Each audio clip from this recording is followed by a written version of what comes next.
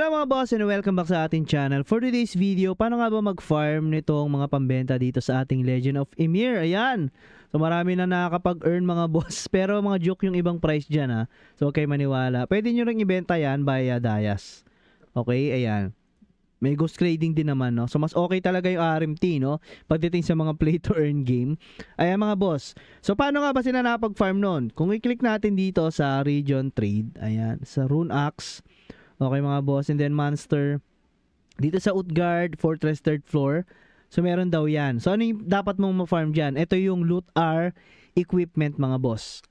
Okay? So dito sa Asgard, kapag sa world map, so nandito siya, no? Level 31 to level 56. So click nyo yan, and then meron dyang first floor. Sa first floor, wala ka dito makukuha, no? Green lang.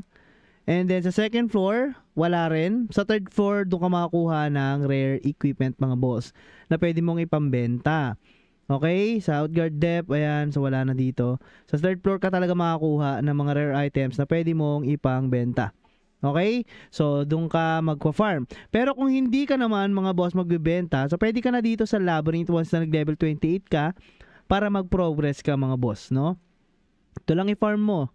So Grim Axe, mga bound yan, ayan. Up to accessories, so meron dito mga boss, tambay ka lang dito maghapon at mag-farm ka ng mga items. Ayan, so may mga nakukuha na tayo dito, ano to? So component details, ayan, mga uncommon pala nakukuha natin. So maganda, dito ka na lang tumambay kung kaya mo lang din naman mga boss mag-AFK. Okay, so lapit pa tayo dito, dapat dito tayo banda para madaming maps. Okay, so yan, dyan lang tayo tumambay para mag full rare items na tayo. And then, yung pang-apps naman is madali lang. Namimina lang din mga boss, okay? Yung kulay dilaw na yan. Okay, asa na ba yun? Hindi makita dito. Anyway, basta madali lang i-farm yun mga boss. Sa susunod na tutorial natin, mag-farm tayo doon once na blue item na tayo lahat. At gusto na natin magbasag ng items, okay? So, doon lang sila nakakapag-earn so far ngayon, no? And then, yung farming nila dito sa Valhalla, ito nga inter-server mga boss, ginagamit din naman nila yan pang-ups ng kanilang item. So, hindi rin sila nag-out basta-basta.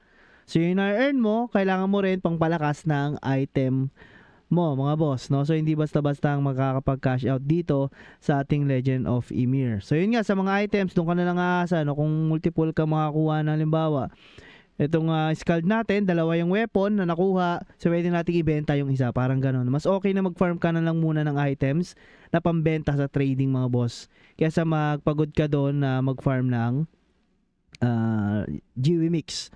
Okay? So, yun lang yung tips natin for today's video. I hope nabigyan ko na naman kayo ng isang magandang tips para dito sa ating Legend of Ymir. So, napaka-basic lang kung isipin mo, no? So, yun ang way of earnings natin for today's video. Okay? So, again, maraming salamat. Bye-bye.